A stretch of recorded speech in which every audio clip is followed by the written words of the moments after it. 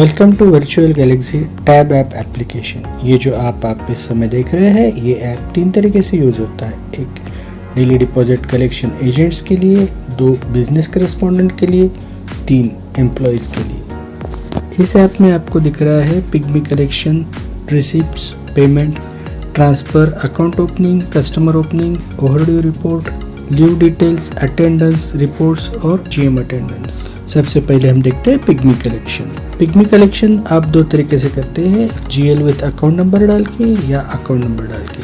Account number में आपको पूरा 15 डिजिट अकाउंट नंबर डालना कंपलसरी है और जीएल विथ अकाउंट नंबर में आपको सिलेक्शन अवेलेबल है, आप कौन से जीएल के लिए ट्रांजैक्शन करना चाहते हैं।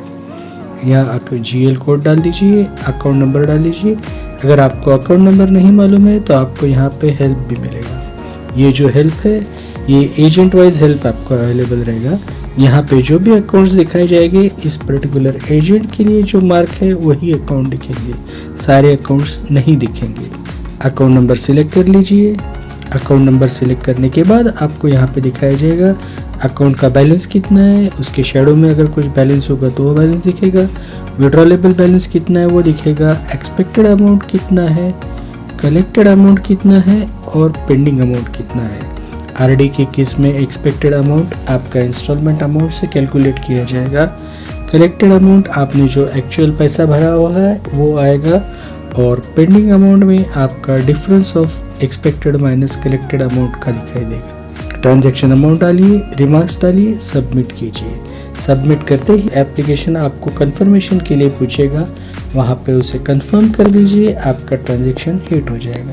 जैसे ही आपका ट्रांजैक्शन कंप्लीट होगा, आपका एजेंट का, बिजनेस करेस्पॉन्डेंट का या एम्प्लॉय का सस्पेंस अकाउंट जो है वो डेबिट हो जाएगा और करस्पॉन्डिंग कस्टमर का अकाउंट क्रेडिट हो जाएगा। उसके साथ ही साथ उसे एसएमएस भी मिल जाएगा कि उसका पैसा जमा हो चुका है। यहाँ पे आप 2 ऑप्शंस देख रहे हैं, अकाउंट डिटेल्स और मिनी स्टेटमेंट। अगर आपको ये अकाउंट की डिटेल देखना है तो आप शो अकाउंट डिटेल्स से उसे देख सकते हैं। यहाँ पे मिनी स्टेटमेंट में टॉप 10 ट्रांजैक्शंस आपको दिखाए जाएंगे। दूसरा ऑप्शन है रिसिप्ट्स। यहाँ से कस्टमर के अकाउंट में जो भी कॉन्फ़िगर किया हुआ अकाउंट है, जैसे सेविंग अकाउंट बोलिए, लोन अकाउंट बोलिए, जो भी आपने यहाँ एजेंट को कॉन्फ़िगर किया हुआ है और एजेंट को विजिबल है, उस अकाउंट में कस्टमर रिसिप्ट ले सकता है। उसे यहाँ पे जीएल कोड डालना है, अकाउंट नंबर डालना है, अमाउंट डाल के, रिमार्क्स डाल के सबमिट करना है। वो यहाँ पे अकाउंट के डिटेल्स भी देख सकता है और मिनी स्टेटमेंट भी देख सकता है।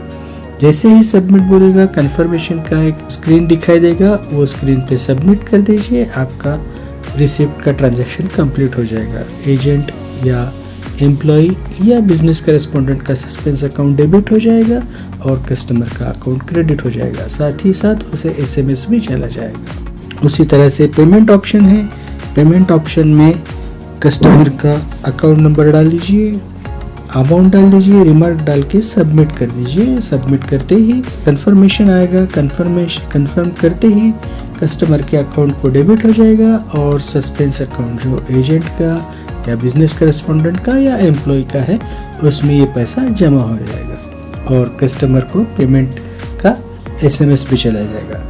यहाँ पे आप देख रहे हैं अकाउंट डिटेल्स और मिनी स्टेटमेंट के साथ कस्टमर फोटो और कस्टमर सिग्नेचर के एडिशनल फीचर्स यहाँ पे दिए हुए हैं, ताकि पेमेंट करते समय कस्टमर का फोटो और सिग्नेचर आइडेंटिफाई किया जा सके।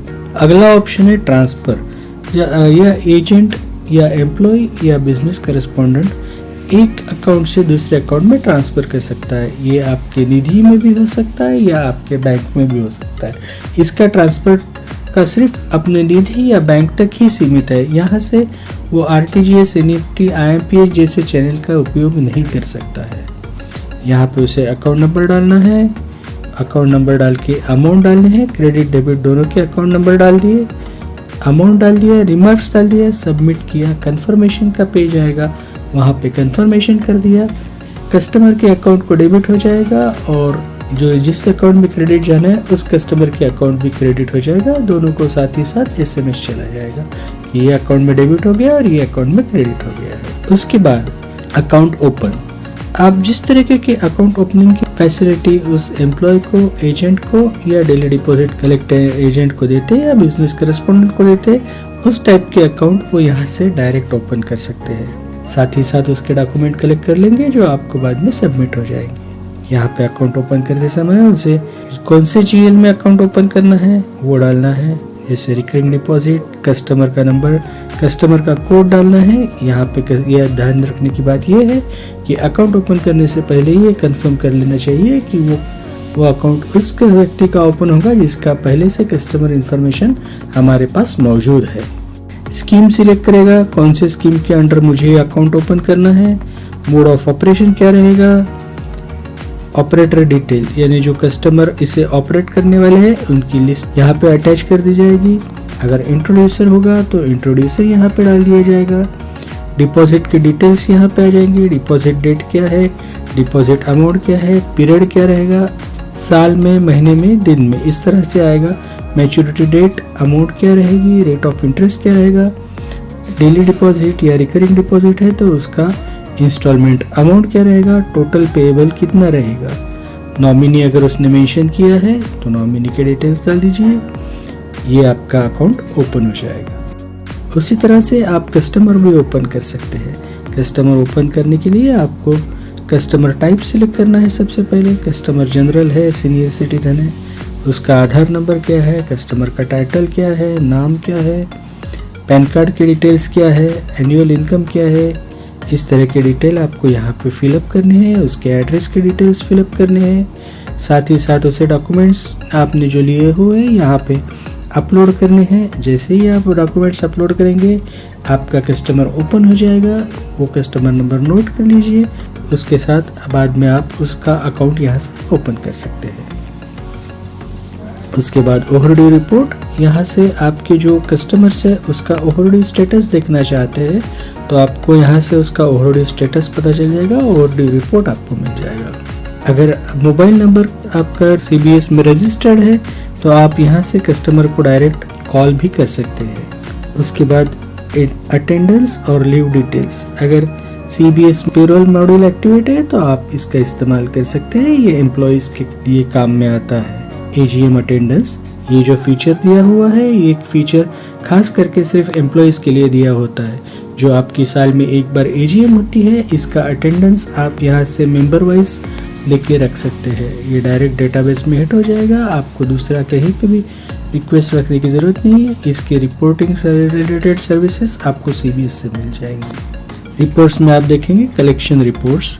कलेक्शन रिपोर्ट्स में दो ऑप्शंस दिए हुए हैं, एक तो पासबुक, आप जिस कस्टमर का पासबुक देखना चाहते हैं आप यहाँ से पासबुक देख सकते हैं, और दूसरा डेट वाइज रिपोर्ट्स, आप यहाँ पे देखना चाहते हैं किस टाइप के ट्रांजैक्शंस कस्टमर के साथ वो डेली डिपॉजिट एजेंट या एम्प्लॉय के साथ किए हुए आप यहाँ से चेक कर सकते हैं।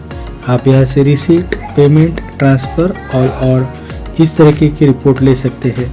जो भी आप रिपोर्ट यहाँ पे सिलेक्ट करेंगे वो रिपोर्ट्स का आपके ट्रांजैक्शंस के साथ टैली होना आवश्यक है। रिपोर्ट्स डाल दीजिए, जीएल कोड सिलेक्ट कर लीजिए। आपको डिटेल रिपोर्ट होना है या समरी रिपोर्ट होना है वो सिलेक्ट कर लीजिए। यहाँ पे पोस्टेड अनपोस्टेड रिपोर्ट सिलेक्ट कर लीजिए और साथ ही साथ पीरियड डाल के सबमिट कर लीजिए। उस दिन के ट्रांजैक्शंस आपको डिस्प्ले हो जाएंगे। Thank you for watching tab app application.